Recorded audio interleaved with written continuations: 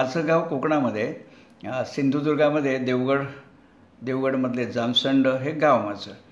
तर त्यामुळे कोकणातच वाढलेलं असल्यामुळे अनेक असे समज अपसमज भूतखेतं ह्याच्या गोष्टी ऐकत ऐकत वगैरे आमचा पिंड पोचला. पण त्यामुळे लहानपणी जी काही मजा मजा अनुभवायला आली ना, ती किस्से असे सांगावेसे वाटतात. आणि भूताच्या गोष्टी मुलांना तर नेहमी आवडतच असतात. मुलं घाबरत असतात पण तरी भूताच्या गोष्टी ऐकायला आवडतात. सकाळीच मला फोन आला होता. सीमा ठाकूर आणि लीना ठाकूर माझ्या पुतण्या आहेत त्या. माहेरची नावं त्यांची आता मोठ्या झाल्या, त्यांना मुलं झाली. तर सकाळी त्यांचा फोन आला, काका तुमच्या कार्यक्रमाचं फेसबुकवर वाचलं आणि मला आमचं लहानपण आठवलं. आम्ही तुमच्याकडे यायच्या तेवढी खूप तुम्ही छान छान भूताच्या गोष्टी सांगायच्यात म्हणून. तर आज म्हणाले मी ऐकायला बसणार आहे. असो, भूत आहे की नाही तसं मलाही सांगता येत नाही. पण एक गोष्ट मला आठवते, आम्ही लहान होतो ना त्यावेळी माझे वडील रात्री 2-2 वाजता ते एकटे येत असत. रात्री 2 वाजता ते एकटं येत असत. आणि कोकणामध्ये त्यावेळी, आता वस्ती खूप झाली, त्यावेळी 2 किलोमीटर 3 किलोमीटरमध्ये एकही घर नसायचं. एकही घर नसे. तर त्या स्थितीमध्ये माझे वडील रात्री 2 वाजता कुठे गेले तर एकटे येत असत आणि हातात फक्त कंदील आणि काठी. आम्ही त्यांना नेहमी विचारायचे कुतूहलाने. ते म्हणतात भूतबीत काय नाही रे, भूत वगैरे कल्पना आहेत, भूत वगैरे अजिबात नाही. प्रश्न राहिला तो म्हणाले जनावरांचा. तर त्यासाठी म्हणाले शक्यतो आपल्या हातात कंदील म्हणजे जोपर्यंत असं आग दिसते ना तोपर्यंत सहसा जनावर जवळ येत नाही. आधी वाघ असेल तरी तो येणार नाही. दुसरी गोष्ट, आपण त्यांच्या वाटेला जात नाही तोपर्यंत ते आपल्याशी येणार नाही. आणि ज्यावेळी एखादं जनावर, एखादा प्राणी हल्ला करतो ना, तो कधी करतो, अकस्मात जर त्याच्यासमोर कोणी आलं तर तो गांगरून जातो आणि हल्ला करतो. त्यासाठी म्हणाले हातात काठी का असते? वाघाला मारायसाठी नाही, वाघाला मारायला त्या काठीचा उपयोग नाही.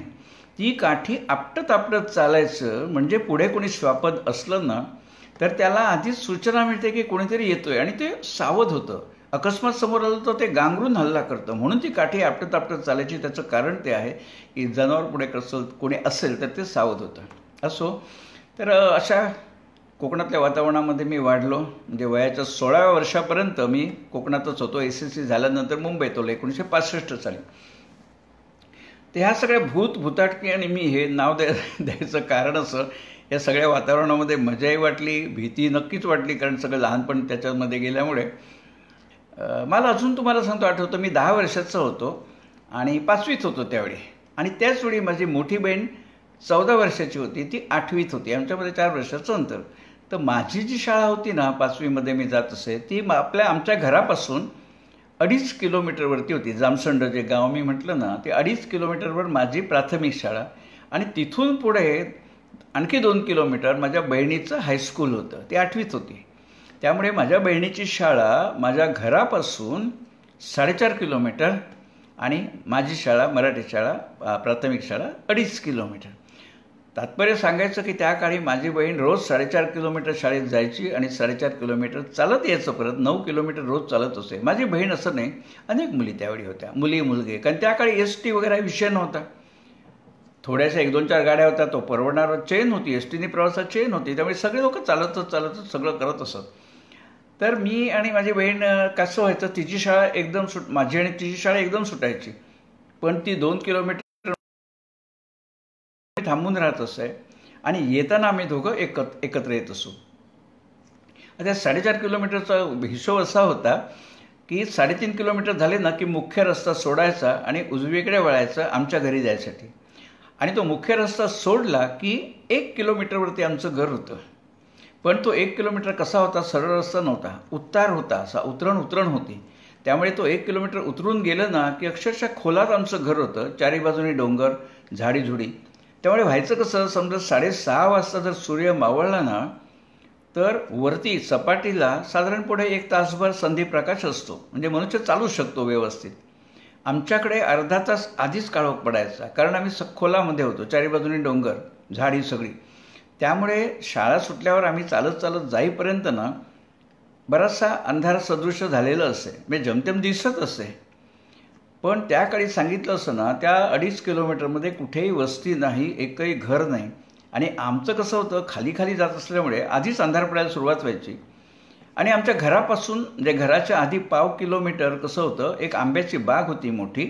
आणि त्या बागेतनं आम्ही यायचे, कारण त्या काळी रस्ता नव्हता, म्हणजे STच नाही, वाहनं जायची नाही, रस्ता नव्हता. ज्या काय होत्या त्याचा सगळ्या पायवाटा.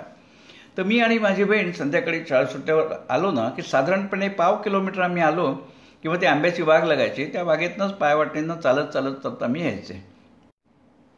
तर आम्ही चालत चालत येत असू आणि त्या आंब्याच्या बागेमध्ये प्रवेश केला ना की हमखास आपण बटाटे उकडले ना, 15-20 बटाटे उकडले की कसा एक वास सुटतो, अगदी तसाच वास तिथे अनुभवायला यायचा आणि रोज.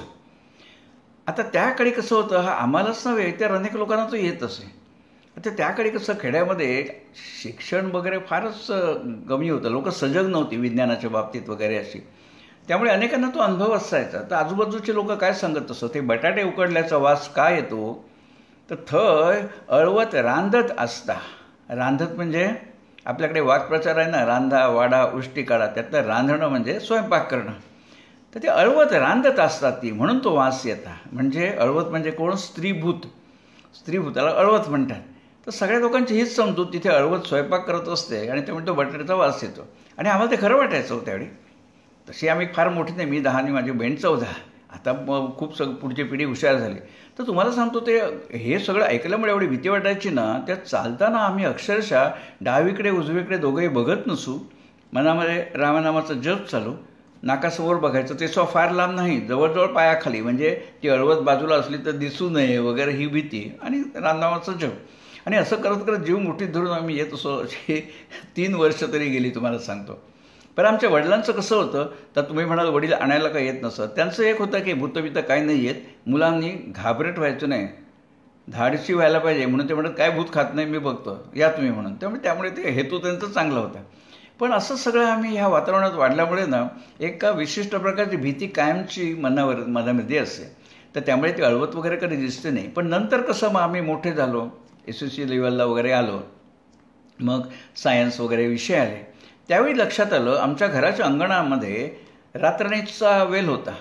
ते रातराणी संध्याकाळीच्या कळ्या असत आणि साधारणपणे रात्री 8च्या सुमाराला त्या कळ्या उमलून त्याचं फूल व्हायचं आणि मग 8-8:30ला जो सुगंध सुटायचा ना, तेव्हा असं वाटलं की हे दिवसभर इथे झाड आहे, त्याच्यावर कळ्या आहेत, पण सुगंध नाही. तो फक्त रात्री 8 ते 8:30च्या मध्ये अर्धा तास तो रातराणीच्या फुलांचा सुगंध असतो.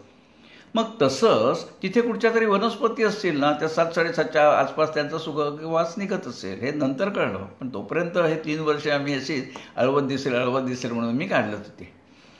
पण त्या काळी कसं होतं, वातावरणच असं होतं, लोकांच्यामध्ये तेवढी सजगता नव्हती. विज्ञान हा खूप नंतरचा विषय झाला आणि शाळेत जाणारी मुलं सोडली तर बाकीच्यांना विज्ञानाचे कशाचे खातर संबंध नाही आला. त्यामुळे तुम्हाला सांगतो, मी ज्यावेळी 8 वर्षाचा होतो ना, म्हणजे 1957 साली, मी त्यावेळी 2रीत होतो. तर आमच्याकडे काम करायला बाई यायच्या. तर आमच्याकडे कसं भात असतं ना, ते भात भरडायला म्हणजे त्याचं टरफल बाजूला काढून तांदूळ काढायचे, त्यासाठी एक गिरणी होती आमच्या जामसंड्याला. आणि ती गिरणी त्यावेळी वीज नव्हती, त्यावेळी डिझेलवर ती गिरणी चालायची. ती गिरणी डिझेलवर चालायची आणि त्यासाठी मी तिच्याबरोबर गेलो होतो. माझं काम काही नव्हतं, ती चालतो, ती म्हणाली चल. मग तिथे साधारणपणे 1 तासभर थांबायला लागायचं, कारण आणखी लोक आलेली असत भात भरडायला. मग ते 1 तासभर थांबायला लागायचं.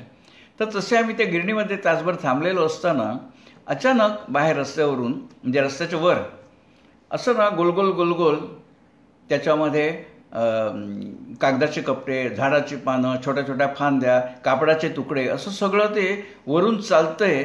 म्हणजे कधी डावीकडे, कधी उजवीकडे, कधी वर, कधी खाली. ते बघितल्यावरती एकदम लोकांनी आरडाओरडा सुरू केला आणि हा म्हणता 70-80 लोक तिथे जमले आसपास राहणारे. कारण ते जामसंड जिथे गिरणी होती तो मुख्य भाग होता, तिथे सगळ्यांची घरं होती. 70-80 लोक तिथे एकदम जमले, हातामध्ये काठ्या, कोणी दांडे, कोणी झाडांच्या फांद्या घेऊन. ते जे वरून जात होतं ना, त्याच्या मागे मागे 80 जणांचा जथ्था धावतो आहे. हे ते दृश्य मला अजून आठवतं. मी 2रीत होतो तरी डोळ्यासमोर आहे. त्यावेळी लोकांना वाटायचं हे जे काय आहे ना, हवेतून एकदम धूळवर जाते, गोलगोल फिरते, कापडाचे तुकडे, पानं बिनं, असं सगळं छोट्या छोट्या फांद्या झाडाच्या, हे भूत आहे. आणि त्या भूताला पळवायसाठी हे सगळे लोक त्याच्या मागे लागत असत. तुम्हाला सांगतो, त्यानंतर राजकारणात आलेली एक व्यक्ती त्यावेळी त्या भूताच्या मागे धावलेली त्यांना पळवायसाठी मी बघितलेलं आहे. आणि लोकांना काय वाटायचं, 80 लोक मागे लागल्यावरती ते भूत कधी घाबरून डावीकडे जातं, कधी उजवीकडे जातं, कधी वर जातं, परत खाली येतं, परत सरळ धावतं.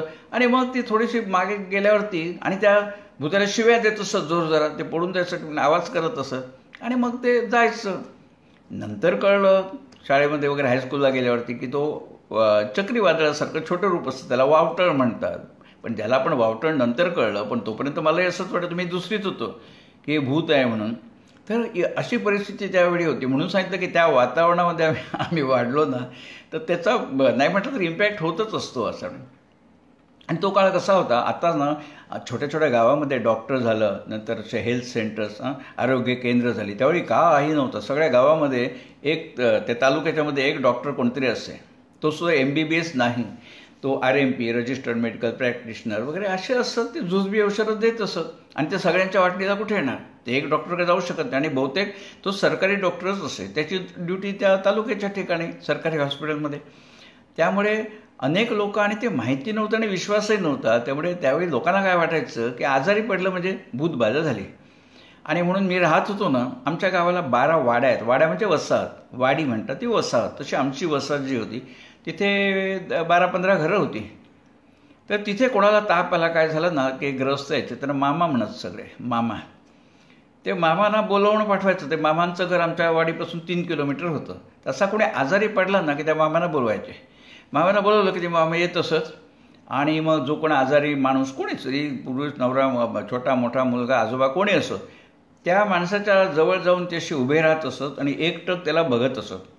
म्हणजे मला ते नंतर ते दृश्य असं दिसलं की महाभारतामध्ये संजय कसं दिव्य दृष्टी लावून बसला होता आणि धृतराष्ट्रानं सांगत होता काय काय घडलंय, तसा तो मनुष्य ते मामा बघत राहायचे. आणि आम्हाला खरंच वाटतं त्यांना काय ते दिसतं म्हणून. आणि नेहमीप्रमाणे बैतावरती सांगायचे ह्याची बाधा झाली, त्याची बाधा झाली. मग तो माणूस, तो घरचा माणूस विचारणार काय करायचं, काय करू कया. मग ते मामा जे होते ना, ते मग यादीच सांगत असत. ती यादी म्हणजे साधारणपणे मला आठवतं अशी, एक सूप असतं ना, सूप तांदूळासाठीचं सूप असतं. त्या सुपामध्ये ते सांगत काय की ह्याच्यामध्ये टॉवेल ठेवा, एक पंचा ठेवा, 3 हळकुंड ठेवा, 5 सुपाऱ्या, 5 नारळ, 5 केळी, लाल पिंजर, कुंकू आपण ज्याला म्हणतो ते, अबीर, काळा बुक्का, हे सगळं ठेवा. आणि ते ठेवलं की मग ते बाबा मंत्रतंत्र काहीतरी करत असत. आणि ते नंतर सूप डोक्यावर घेऊन आतला सगळ्या सामानासह ते घेऊन ते आमच्या वाडीच्या वस्तीच्या बाहेर थोडी एक 1/2 किलोमीटर एक ओहोळ होता, त्याला आम्ही वहाळ म्हणतो, म्हणजे नदी नव्हे ती वाहतं पाणी. तर तिथे जाऊन ते ठेवायचे दगडावरती आणि काय ते तिथे परत मंत्रतंत्र करायचे बसून. आणि ते परत सूप डोक्यावर घेऊन त्या पेशंटच्या घरी यायचे. आता तिथे आल्यावरती मग सगळं सांगायचं, हे केलं ते केलं, हे झालं ते झालं, ते काय तर सांगत असे. लोकांचा त्याच्यावर विश्वास होता. आता मग त्या सुपाचं काय करायचं, तर ते म्हणतात ह्याच्यात सगळं ते भारलेलं आहे, जे काही बाधा होती भूतबाधा त्याला ह्याच्यात बंदिस्त करून ठेवलेलं आहे. मग त्या पंचामध्ये ते नारळ सुपारी वगैरे सगळे बांधून त्याला घट्ट गाठ बांधलेली असायची, कुठच्या तरी वेली असत ना, त्याची गाठ बांधलेली. ते म्हणे ह्याच्यात सगळं मी बंद करून ठेवले, ते घराच्या बाहेर ठेवा, अंगणाच्याही बाहेर एखाद्या झाडाच्या इथे ठेवा. आणि इतके दिवस झाले की मग विसर्जन होईल त्याचं, ते तुम्ही करा म्हणून. आता होतं कसं, त्या काळी एवढी समजूत होती ना की ह्याच्यामध्ये ते भूत बांधलेले आहे, ते जड 8 दिवस 4 दिवस अंगणाच्या बाहेर ठेवण्यापेक्षा मग तो यजमान काय सांगे, मामा नो तुम्हीच घेऊन जावा ना, मग तुम्हीच काय तर करा. म्हणजे मामा तुम्हीच हे घेऊन जा आणि तुम्हीच विसर्जन करा. शोभा नाखरेताई आल्यात, कार्यक्रम बघतायत. शोभाताई नाखरे, तुमचं मनपूर्वक स्वागत. शोभाताईंचं खूप मोठं काम आहे दिव्यांग मूकबधिरांसाठी आणि त्यांना राष्ट्रपती पुरस्कार मिळाला आहे शोभाताई नाखरेंना. मूकबधिरांसाठी प्रचंड काम केलं आहे त्यांनी. शोभाताई तुम्हाला खरंच मनोमन प्रणाम. तर मग माणूस काय म्हणायचा की इथे ठेवण्यापेक्षा मामा तुम्हीच तर घेऊन जावा म्हणून. मग मामा उपकार केल्यासारखं मग ते घेऊन जाणार आपल्या गावाला. आता त्याच्यात महत्त्वाचं काय होतं माहिती आहे का, त्या सुपामध्ये महत्त्वाचे होते 5 नारळ, 5 सुपाऱ्या, 5 केळी, पंचा, टॉवेल, या गोष्टी महत्त्वाच्या होत्या. त्या मामांकडेच जात असत. ह्याने विसर्जन केलं असतं, तिथं काय केलं असतं. पण माणसाची मानसिकता असते, नको ते आपल्या घरामध्ये बॅच जाऊ दे एकदा, मामा ते घेऊन जात असतो. त्यानंतर कळतं की हे सगळं जे होतं ना ते पंचापुराण, टॉवेल पुराण होतं, नारळ पुराण होतं. आता 5 नारळ म्हटलं तरी काही कमी नाही झाले असं. तर अशा प्रकारे कसं व्हायचं की 90% ताप असे असतात ना, ते आपोआपच बरे होतात काही नाही केलं तरी. 10% आजार असतात ना, त्याला काहीतरी वेगळं औषध करायला लागतं. तर त्या 90% कसं व्हायचं की हे केलं की बरं व्हायचे. मग श्रेय मामानं जायचं, मामाने मंत्र घातल्याने मी तो बरं झालो. आणि 10% राहिले तर मग शेवटी न्यायालयात म्हणून सरकारी दवाखान्यात जायचं, काय करायचं. ते काही माणसं काही न केल्यामुळे दगावत पण असत, ती गोष्ट वेगळी. पण अशा प्रकारे सगळं बघितल्यावरती त्यावेळी ते खरं वाटायचं. शाळेत असताना, प्राथमिक शाळेत असताना कुठे अक्कल होती, सगळं खरं वाटायचं. पण आता आठवलं की मजा वाटते सगळी. आणि हे सर्वसाधारण होतं की काय जे झालं ना आजारपण, ते भूतबाधामुळेच झालं हे एवढं ठाम लोकांच्या मनात असते ना. आणि त्यासाठीच आमच्या कोकणात एक म्हण आहे, मी पुन्हा सांगतो, मी जातीवाद मानत नाही, मी एकच जात मानतो मानवजात, आणि एकच धर्म मानतो मानवता धर्म. त्यामुळे मी सांगतोय केवळ वाक्प्रचार म्हण म्हणून सांगतोय, कोणी त्याच्यातनं वेगळा अर्थ काढू नये. आमच्या कोकणामध्ये एक म्हण आहे, भट मेलो पितान आणि कुळवाडी मेलो भूतान. भट मेलो पितान म्हणजे भट म्हणजे ब्राह्मण, पितान म्हणजे पित्त. भट मेलो पितान आणि कुळवाडी म्हणजे अशिक्षित जमात, ब्राह्मणेतर वगैरे. तर ते कशात मेले, तो मेलो भूतान, म्हणजे त्याला भूतबाधा झाली. त्या म्हणजे असं असे की ब्राह्मण जमातीमध्ये कोणी काय आजारी पडला, पोट दुखतंय, पाय दुखतंय, झोप लागत नाही, अंगाची जळजळ होते, काय जरी झालं ना, पित्तामुळे होतं आहे. ते काय ह्या पित्तामुळे होतं आहे ते, म्हणजे ते म्हटलं भट मेलो पित्तान. आणि इतर यांच्यामध्ये काही आजार झाला तर भूतबाधा झाली, म्हणून तो भट मेलो पित्तान, कुळवाडी मेलो भूतान. त्यामुळे त्यांची श्रद्धा असे जे काय होतं ते पित्तामुळे होतं, आणि ह्यांची श्रद्धा जे काय होतं ते भूताटकीमुळे होतं, असंही ती म्हणून वाक्प्रचारामध्ये आहे. पण आता कशी परिस्थितीमध्ये फरक पडला बराच असा. तर हे जे मी तुम्हाला सांगितलं ना, हे म्हण त्याचे भरपूर अनुभव असे बघितले. आणि आता तुम्हाला सांगितलं असं की 90 लोक अशी साधा ताप असतो, आपोआप जाणारच असतो. तर निमित्त मात्र होतं, मामा आलेनी त्यांनी ह्याच्यात पंचायत बांधलं वगैरे ते सगळं. पण अनेक वेळा कसं व्हायचं की 10% अशा गोष्टी व्हायच्या ना. समजा डॉक्टरकडे गेलं नाही किंवा गेलं खूप उशीर झाला तर पेशंट दगावल्याचीही उदाहरणं मी पाहिलेली आहेत. अगदी आमच्या बाजूलाच लोरेकर म्हणून एक कुटुंब होतं. मी सगळं सांगतो याच्यामध्ये फाकांडा काय नाही, घडलेल्या गोष्टी आहेत. लोरेकर नावाचं कुटुंब होतं, अजूनही आहेत, अजूनही आहेत. तर त्यांची एक मुलगी ह्या गोष्टी झाली होती, ती 30 का 40 वर्ष झाली. तिला ना असं काय काय व्हायचं, म्हणजे पोट फुगायचं, लाल लाल शरीर व्हायचं, आकडी यायची, डोकं दुखायचं, भरपूर ताप यायचा, डिसेंट्रीसारखं व्हायचं, काय काय काय काय व्हायचं. लोकांची श्रद्धा एकच, तिला भूताची बाधा झाली. मग त्या अनुषंगाने काय ना काय उपचार चालू होते, महामांत्रिक नाही मतोमांत्रिक, त्याच्यावरचा मांत्रिक करत करत करत माझं अजून आठवतं, वडील सांगत होते त्या मुलीच्या वडिलांना की बाबा रे डॉक्टरकडे घेऊन जा तालुक्याला. तर नाही नाही नाही, ते का बाहेरचीच बाधा, हा म्हणजे बाहेरची बाधा म्हणजे भूताची बाधा. आणि असे उपचार करत करत तिच्यात काडी मात्र फरक पडत नव्हता. पण यांची ठाम श्रद्धा की यांनी होईल, मंत्रतंत्र जादू टोणा ते गंडे दोरे करून होईल म्हणून.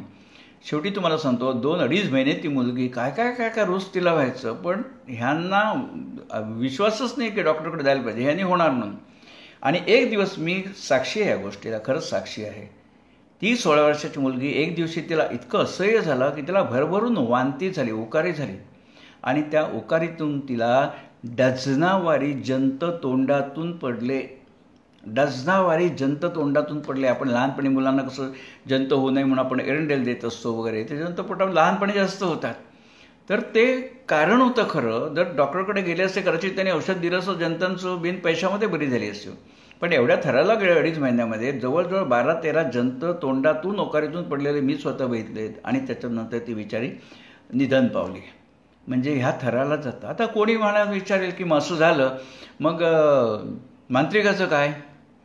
माणसं काय म्हणतात माहिती आहे का, जाऊन दे हो, आपल्या नशिबाचे भोग आहेत ते भोगायलाच पाहिजे. त्यामुळे मांत्रिकाला कोणी दोष देत नाही, यांचे धंदे बिनभोबाट तसेच चालू असतात.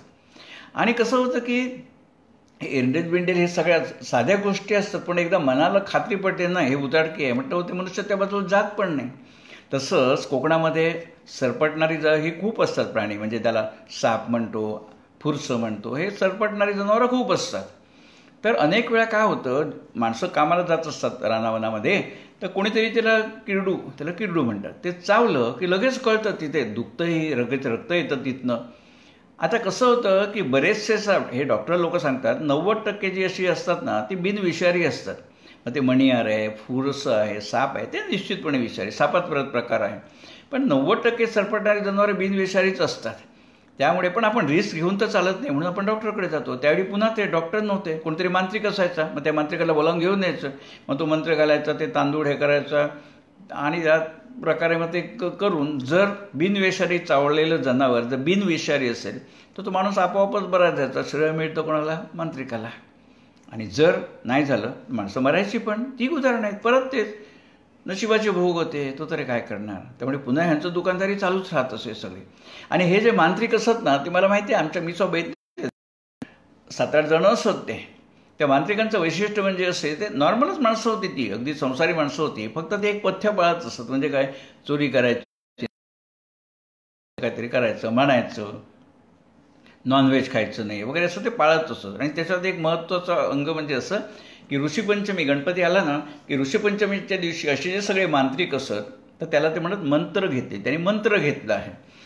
तर तो मांत्रिक, हे सगळे मंत्र घेतलेली मंडळी त्यांना मंत्री म्हणत असत. मग ते ऋषीपंचमीच्या दिवशी रानामध्ये जाऊन सगळे पुरुष स्वयंपाक करायचे तिथे, आणि त्याच्या आसपास स्त्रीने फिरकायचं नाही. त्या दिवशी स्त्रीचं दर्शन वर्ज्य, अशी त्यांची पथ्य होती.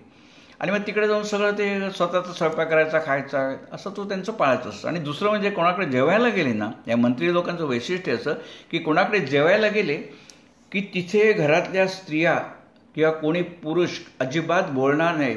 निमूटपणे त्यांना वाढणार, ते जेवून उठेपर्यंत बोलणार नाही. कारण काय माहिती आहे का, ते जे त्यांनी मंत्र घेतलेला असतो त्याच्यामध्ये एक अट असते की जेवत असताना जर कोणी काळा, कावळा वगैरे असे शब्द उच्चारले ना की तत्क्षणी ते जेवणावरून उठून जाणार.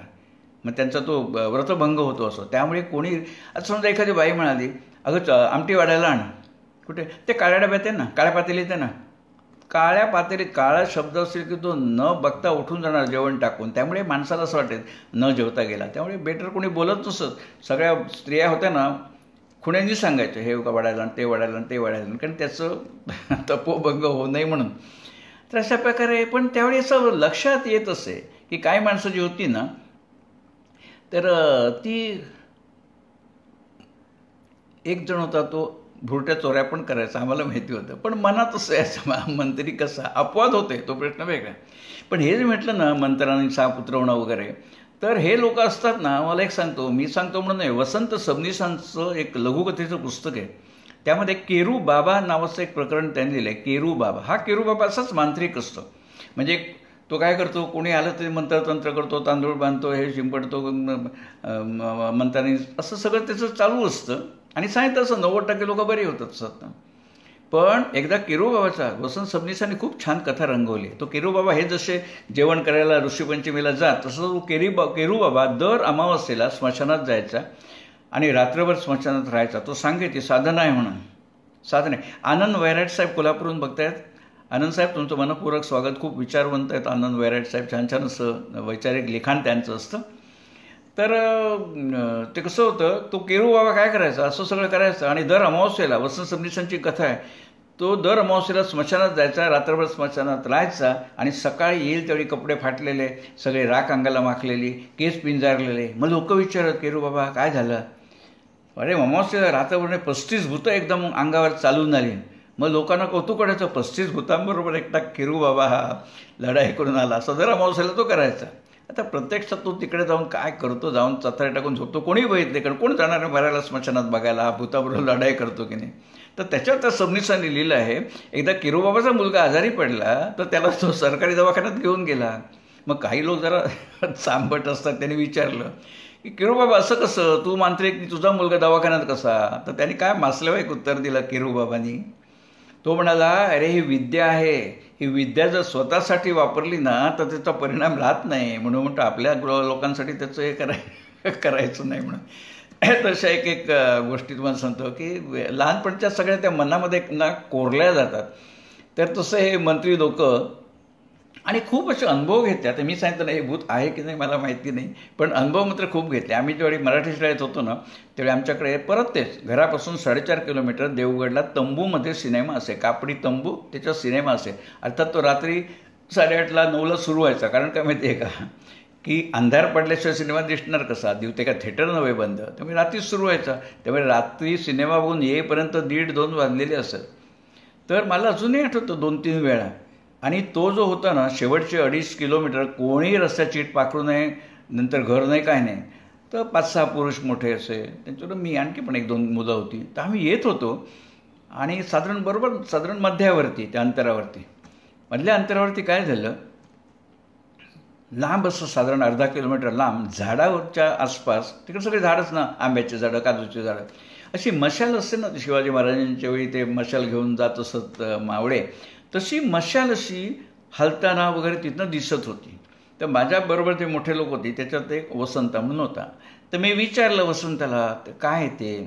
तर त्याने मला लगेच बोला नको, खापस, म्हणजे बोलू नको, तिकडे बघूच नको, गुपचूप चल म्हणून. आता ह्याच्या पुढे आम्ही काय करणार? ते कुतूहल होतं, पण त्याचं कधी निराकरण झालं नाही. पण रात्री 1:30 वाजता ते बघितलेलं मात्र आठवतं. ती मशाल लांब अशी साधारण 1/2 किलोमीटर, अर्धा किलोमीटर अशा प्रकारे ते दिसत होतं.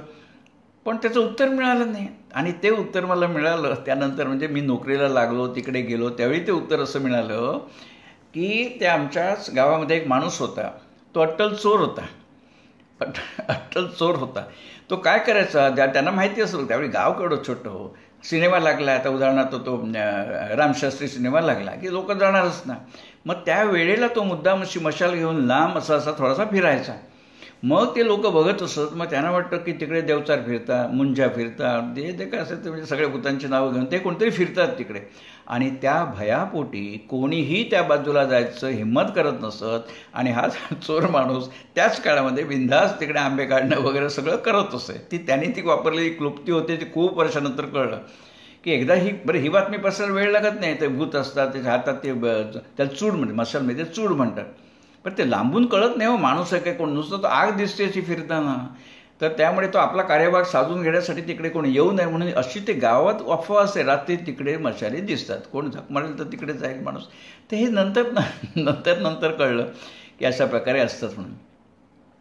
पण लहानपणी कसं होतं की शंका विचारायला असं काय साधन नसे कोणी शंका विचारायला, कारण आसपास बहुसंख्य मंडळी जी होती ना, ती सगळी अशी अंधश्रद्धावालीच होती. त्यावेळी त्यांना विचारलं तर उत्तरं पण अशीच मिळायची. पण आता कसं असतं ना, आपण वडिलांना विचारतो, कारण वडील आणि मुलांच्या मित्रत्वाचे संबंध असतात. त्याकडे तसं नसतं. आम्ही वडिलांच्या धाकाने, मी नाही सगळीच वडिलांच्या धाकाने कोणी बाहेर ओटीवर देखील जात नसे. आत काय ते आईशी काय लाड करायचे ते आईबरोबर, वडिलांच्याबरोबर बोलायची हिंमत नव्हती. डिस्कशन तर सोडा, मग कोणाशी बोलायचं, इतरही आसपासची मंडळी, मजूर म्हणा, हे ते सगळे. तर आमच्याकडे कसं होतं कोकणामध्ये की गाय, बैल, म्हैस, एखादं गुरु जनावर जर मेलं ना, तर ते मोकळ्या माळ रानावरती, कातळावरती ते टाकून द्यायचं, ठेवून द्यायचं असं तिथे. आता सारखी काय शहरासारखी वाचलं तर हा प्रकार नव्हता. मग माळ रानावरती ते ठेवून सोडून येत त्याला मेलेलं जनावर. मग तिथे एक गिधाडं यायची आणि गिधाड 1-2 तासात ते सगळं फस्त करायचे. फक्त हाडं तिथे शिल्लक राहत असत. सगळं अगदी चांबडी सकट सगळं फस्त करत गिधाडं ते. मग त्याच्या आसपास कोणी जात नसत, तर थोडं लांब ठेवायचे ते, अगदी रस्त्याच्या लागून असं ठेवत नसत. पण आम्हाला असा प्रश्न पडायचा, मला अजून आठवत, मी का 6वी-7वीत होतो. ते का आमचा तो मजूर होता, त्याला विचारलं की एरवी गिधाडं 12 महिने दिसत नाही, ती नेमका असा गुरु मेलं की तोच कशी खाली येतात, त्यांना कसं कळतं? त्यांनी मला इतकं छान उत्तर दिलं होतं, म्हणजे त्यांनी मनापासून दिलं की गिधाडांना नेमकं कसं कळतं इथे बैल मरून पडला आहे, आता आपल्याला खायला मेजवानी आहे म्हणून.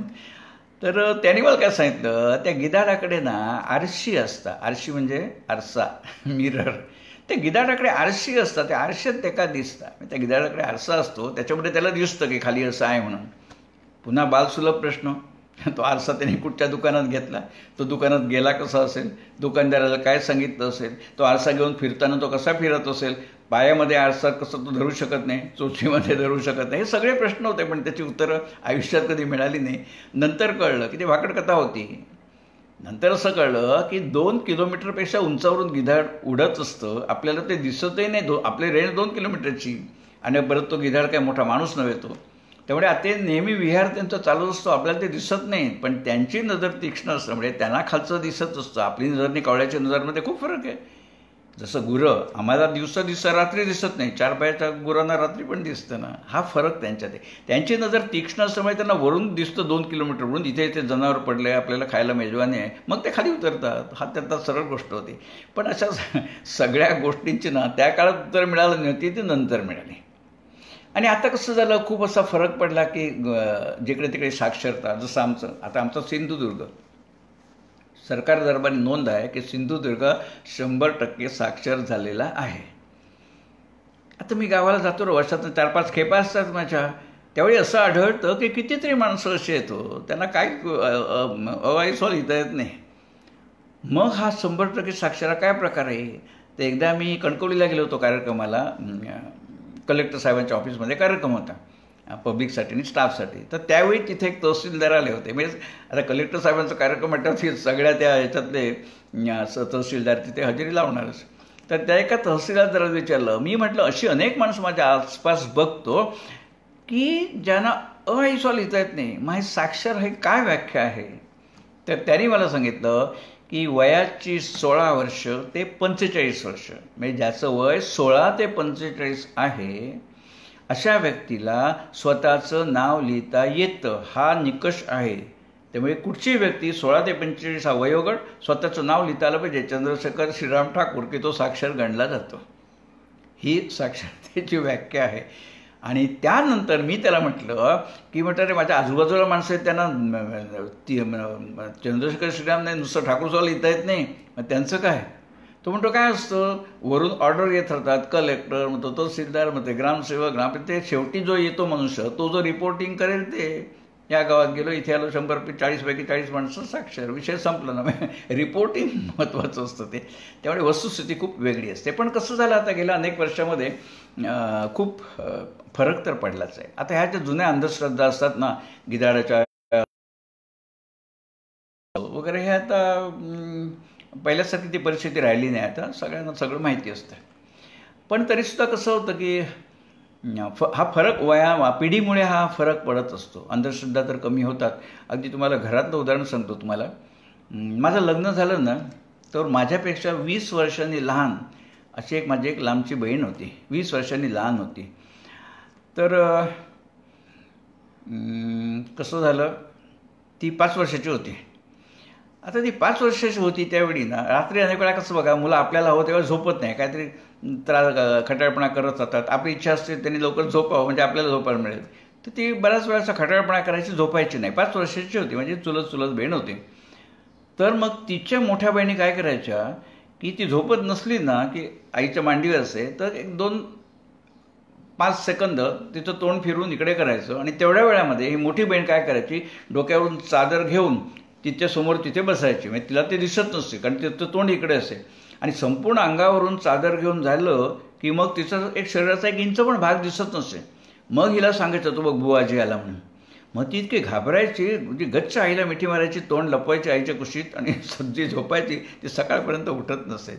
आता ती मोठी झाली, तिला मुलं झाली, पण तिला ती गोष्ट अजून आठवते. तर अशा प्रकारे ती चांदीमध्ये येऊन बुवाजीची भीती दाखवत होती. आता ती 5 वर्षाची, आता ती मोठी झाली. त्यानंतर माझं लग्न झालं, मला मुलगी झाली. माझी मुलगी त्यावेळी 4 वर्षाची होती, त्यावेळी ही मोठी झालेली होती. तर एकदा तशीच माझी मुलगी झोपत नव्हती, काय नाही काय टिवल्या बावल्या करत. तर तीही काय म्हणते, चल मला तुम्ही असा प्रयोग करत होतात ना, आज मला म्हणते तुझ्या मुलीवर मी हा प्रयोग करते म्हणून. म्हटलं ठीक आहे. मग परत तेच मी माझ्या मुलीला जवळ घेतली, अशी पाठमोरी तिला ठेवली, आणि तिने डोक्यावरून चादर घेतली मोठी, आणि अशी मुटकुळा करून झोपली जमिनीवरती. आता ती काय दिसत नव्हती. मग मी माझ्या मुलीला सांगितलं, लवकर झोपा, तो तिकडे बुवाजी आलाय, तो घेऊन जाईल. तर मला असंच वाटलं, म्हटलं माझी मुलगी तर 4 वर्षाची होती, म्हटलं तरी घाबरणार आणि मग झोपून जाईल. तर मी तिला सांगितलं, तू बघ बुवाजी तिकडे, तिला दाखवलं, तू बघ बुवाजी तिकडे, लवकर झोप, नाही तो बुवाजी घेऊन जाईल. माझ्या मुलीने काय करावं, शांतपणे माझ्या मांडीवरून उतरली, चालत चालत तिथे गेली. त्यांची मुलगी जी होती माझी बहीण लांबची, तिने जी चादर घेऊन तिथे मुटकळ करून झोपली होती ना, माझ्या मुलीने वय वर्ष 4 तिथे गेली, ती चादर हाताने खेचून घेतली, मावशी म्हणून सांगितलं. ती म्हणजे मावशी मला माहिती आहे. आता तिने बघितलं नव्हतं, तिला लपताना तरी तिला माहिती होतं की हा याच्यामध्ये काय ती मावशीच असणार म्हणून. ती तिची आत्या लागते घरी, पण तिला सगळी मावशी म्हणत, म्हणून माझी मुलगी पण मावशी म्हणायची, ती गोष्ट वेगळी. तर ती 4 वर्षाची मुलीने लगेच सांगितलं मावशी. त्यामुळे तिला तो बुवाजीची भीती आता लागत नाही मुलांना. त्यामुळे हा पिढीमध्ये जो फरक पडला ना. मी राहतो बोरिवलीमध्ये, तुम्हाला सांगतो, मी बोरिवलीत राहतो. बोरिवलीमध्ये बाभई नावाचा एक विभाग आहे, तिथे स्मशान आहे. बोरिवली पश्चिमेला एकमेव स्मशान, बाभई स्मशान. तर मागे तर रिक्षावाला सांगत होता मला, रिक्षातनं मी येत होतो, तर म्हणतो साहब 30-35 साल के पहिले, 30-35 वर्षाच्या पूर्वी म्हणाला, जर कोणी रिक्षातनं बाई माणूस आहे, बरोबर मुलं आहेत, तर ती बाई काय सांगायची. रिक्षावाला सांगतो, बायका माणसं आम्हाला काय सांगत की भैयाजी यहाँ से रिक्षा मत ले लो, वो मेन रोड से लो, म्हणजे स्मशानावरून घेऊ नको, काय भूतभूत असतील, काय लागेल बाधा, तिकडनं नेऊ नको, भले मीटर वाढू दे पण लांबच्या रस्त्याने नाही म्हणून. तो म्हणतो अभी का ऐसा होता है, बच्चे माँ को बोलता है माँ उधर से चलो मेरे को भूत देखने का है. म्हणजे पूर्वी आई घाबरायच्या तर मूत घाबरत नाही. त्यामुळे आता हा पिढीमध्ये निश्चितपणे फरक पडला.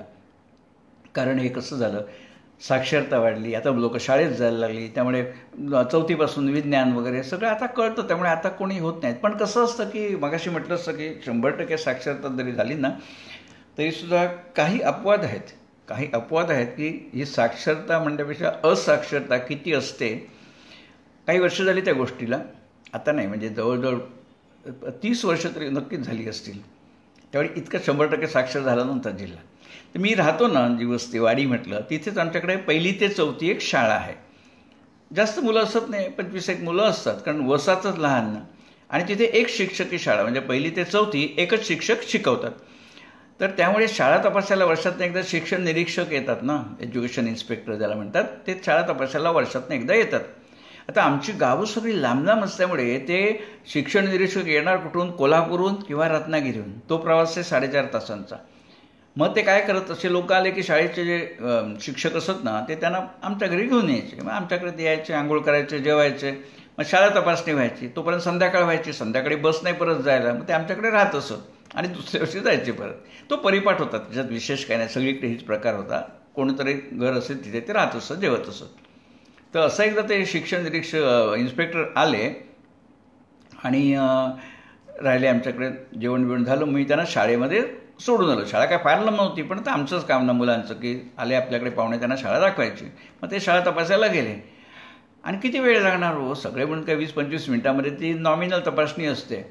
तर मला पण ते म्हणाले बस तू इथे म्हणून. त्यावेळी मी नोकरी पण करायला लागलो होतो. तर मला म्हणे बस तूच म्हणून. शाळा काय फार मोठी नाही, 4 वर्ग अशी, इकडे 10 मुलं तिकडे 15. ते एकाच छोट्याशा ह्याच्यामध्ये 4 मुलांना 4 इयत्तांचा तो वर्ग भरायचा. तर झालं कसं की तिथे नकाशा लावलेला होता. तर ते 4थीतल्या मुलांचं, तर मास्तर काय, शिक्षण निरीक्षक काय करतात, सिलेक्टेड मुलांना प्रश्न विचारतात, म्हणजे त्यांना अंदाज येतो की शिक्षणाचा दर्जा इथे काय आहे वगैरे.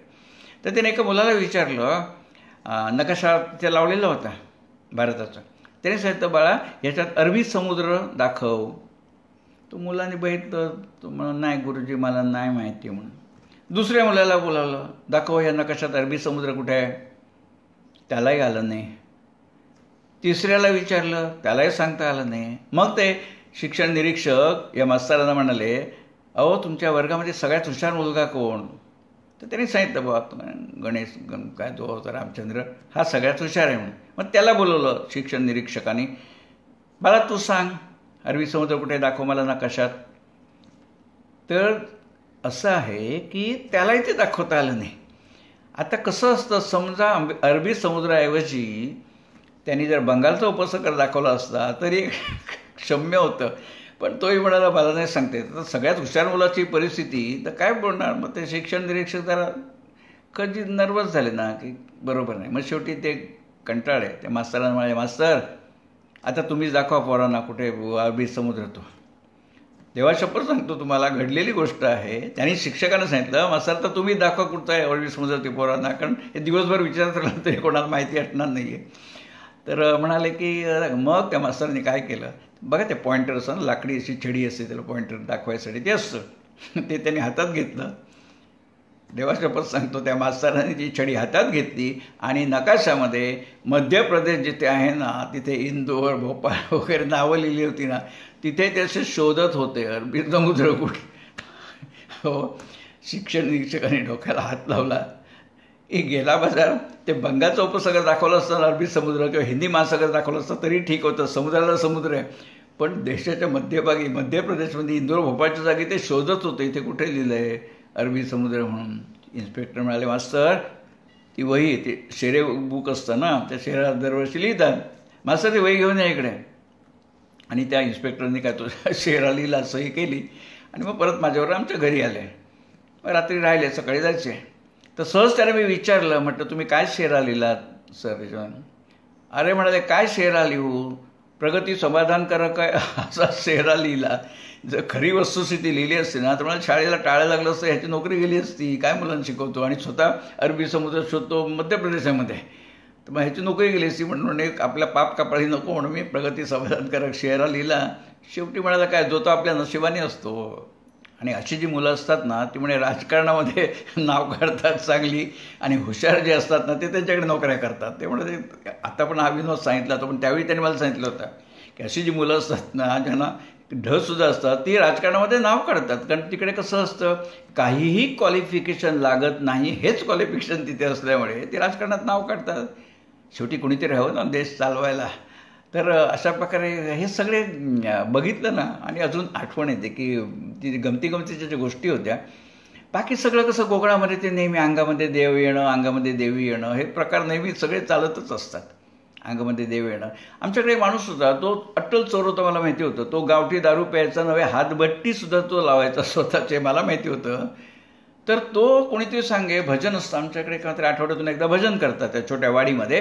तर त्यावेळी म्हणे तो निखाऱ्यावरून चालतो. हे मला, मी त्यावेळी हायस्कूलमध्ये होतो.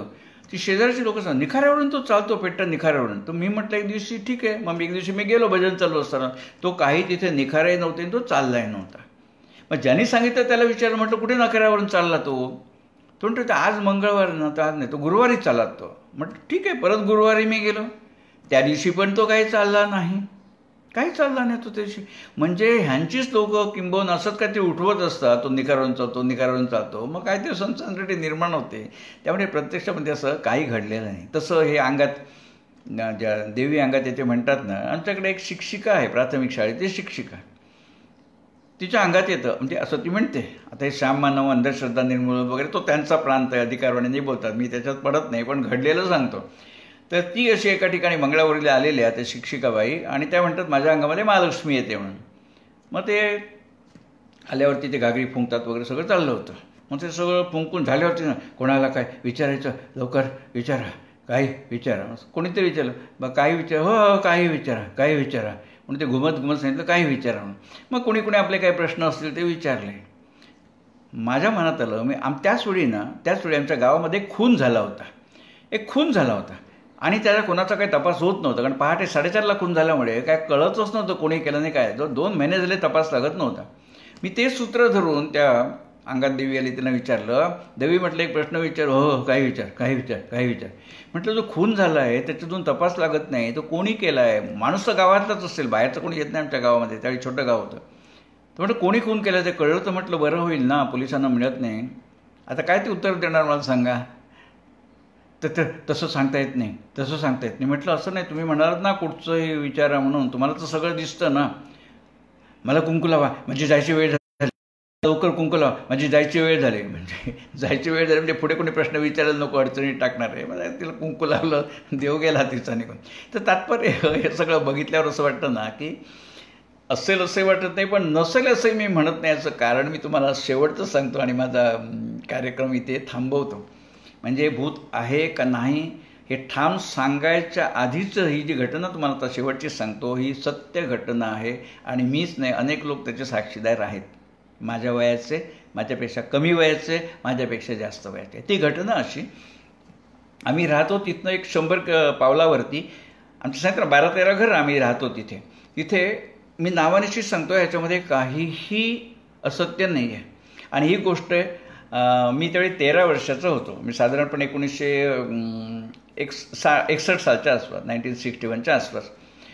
तर आमच्या बाजूला मोहम्मद खान गिरकर नावाचे एक ग्रस्त होते, मुसलमान होते. आता हिंदू मुसलमान विषय नाही, जे आहे ते सांगतो, कारण तो किस्सा जळतो असं, मुसलमानांच्या घरावर दगड पडत होते वगैरे असं म्हणून ते सांगितलं.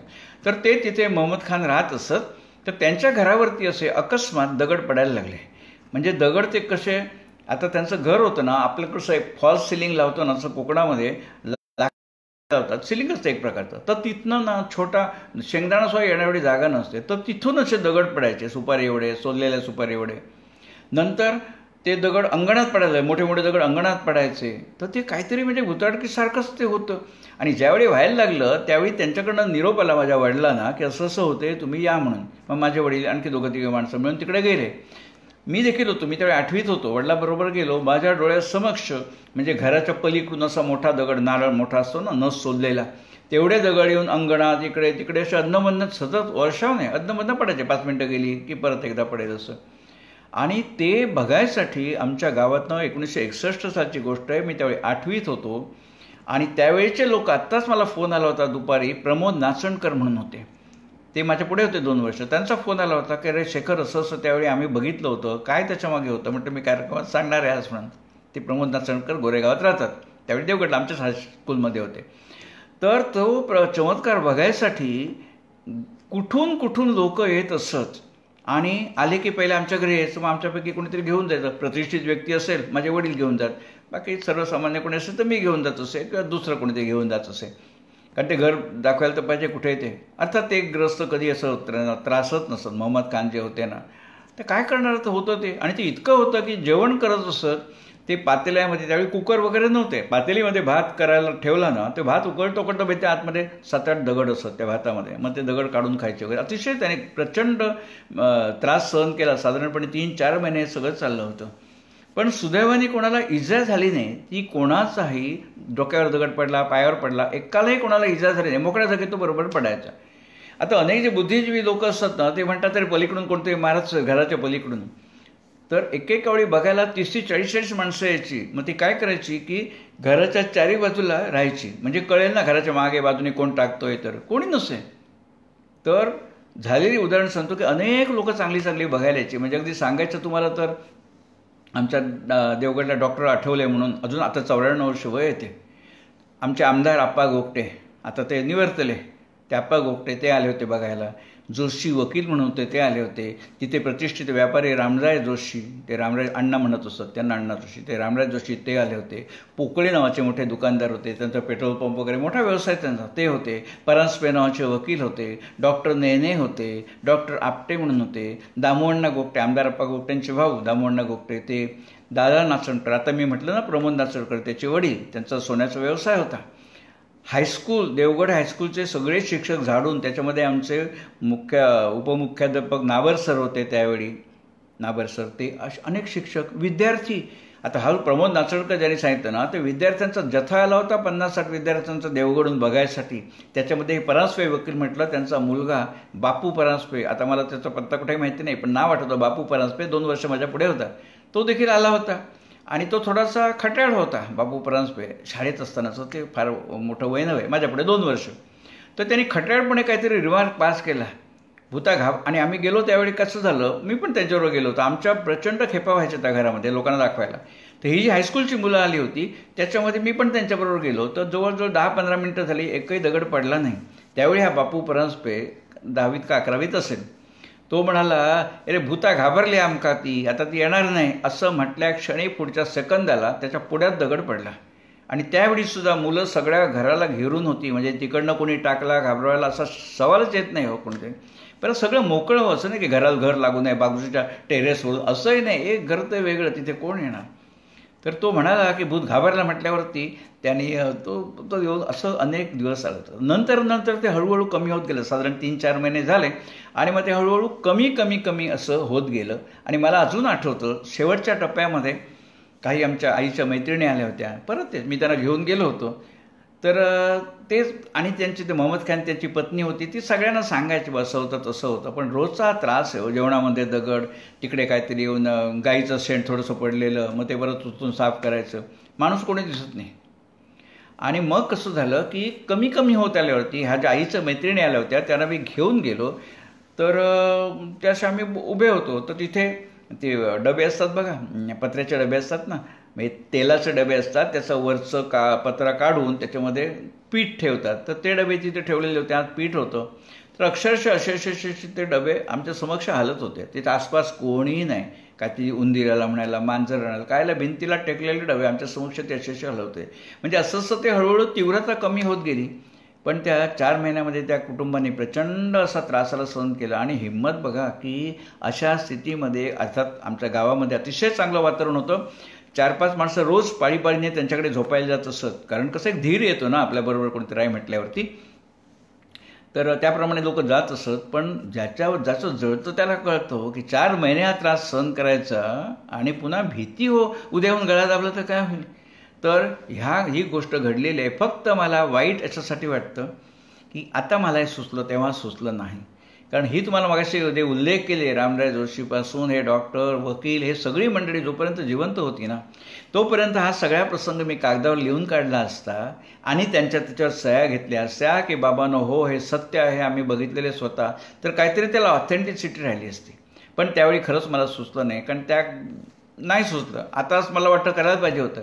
आता ते सगळं बघितलेली व्यक्ती म्हणजे हे सांगितलं बापू परांजपेसारखे विद्यार्थी, प्रमोद नाचणकरसारखे, त्यांना पण आठवत असेल, कारण माझ्यापेक्षा फार मोठे नाही, 72-73ची वय सगळ्यांची, त्यामुळे त्यांनाही आठवत. प्रमोदजी सांगितलं ना मी येऊन बघून गेलो होतो लांबून, मलाही आठवतं ते काय त्याच्या मागे. तर म्हटलं बाबा हे सत्य आहे की डोळ्याने बघितलेलं आहे म्हणून. तर ती मंडळी आहेत आणि जुन्यातली म्हणजे जे सांगितलं ना आहे वकील डॉक्टर त्याच्यापैकी एकच आता हयात आहे, ते म्हणजे डॉक्टर भावा आठवले. ते अजून देवगडला आहेत, पण वय त्यांचं 94 आहे. मी त्यांना अजून भेटलो नाही, कारण आता माहिती नाही त्यांना आठवत असेलही की नसेलही. पण मी आता जाईन पुढच्या वेळी ती निश्चित त्यांना विचारेन. पण ते आठवलं तर ते एकमेव राहतील. जर 10-12 लोकांच्या सह्या असत्या ना त्या कागदावरती तर त्याला काहीतरी एक वजन आलं असतं. आणि निश्चितपणे मलाही वाटलं नाही की केव्हा तर हे जाऊन अंधश्रद्धा निर्मूलन समितीला दाखव बाबा काय लॉजिक आहे. मी ते खोटं बोलतात असं बिलकुल म्हणत नाही, पण हेही खोटे असं म्हणत नाही. आम्ही बघितलेलं चक्षुर्वय सत्यम आहे, ते का होत असेल, काय कारण व्यवस्था, काय विज्ञान आहे का त्याच्या मागे वगैरे, हे त्यांना विचारता आलं असतं. पण ती एक खंत राहून गेली की आपण त्यावेळी हे नाही केलं म्हणून. तर अशा प्रकारे ही सगळी मजा आमच्या कोकणामध्ये होती. आता कसं पुढची पिढी ह्या भूताबिताच्या बाबतीत एकदम सजग असते, कोणाला त्याचं काय वाटत नाही. आणि हे जे टॅक्टिक्स होते की चोरी करायला मिळावी, तिकडे कोणी येऊ नये म्हणून मग ते मशाली वगैरे हे सगळा विषय आता होत नाही. आता कसे लोक कुत्रे बाळगतात तिथे आणि लोकांना माहिती असतं कुत्रा अंगावर आलं तर खैर नाही म्हणून अशी. त्यामुळे हे सगळी लहानपणच्या मजा. पण कसं होतं की खूप परिणाम होतो. आता माझी बहीण माझ्यापेक्षा मोठी आहे ती, पण ती जी एक अनामस्य ना की इथे हे दिसेल तिथे अळवत दिसेल तिथे, तर ते मित्राला म्हणजे तो स्वभाव बनून जातो. आजही माझी बहीण 75 वर्षाची आहे, गावाला गेली ना तर ती अंधारातून कंदील घेऊन किंवा टॉर्च घेऊन एकटी जाऊ शकत नाही. एक मानसिक धक्का बसलेला असतो तो. आणि सांगितलं असं की माझ्या वडिलांचा हेतू चांगला होता की मुलं निडर व्हावी, त्यामुळे जा. त्याने माहिती होतं काय भूत म्हणजे वारा आहे, तो समजा असला तरी तो काय माणसाला उचलून टाकत नाही आहे, पण त्यावेळी हे कळत नव्हतं. तर आज हे सगळ्या गोष्टी सगळ्यात उठल्या आठवल्या मला आणि म्हटलं आपण बोलूया मित्रमंडळींशी. म्हणून सकाळीच निर्णय घेता आज म्हटलं 5 वाजता हे गप्पा गोष्टी करूया म्हणून, आणि टाकलं फेसबुकवरती.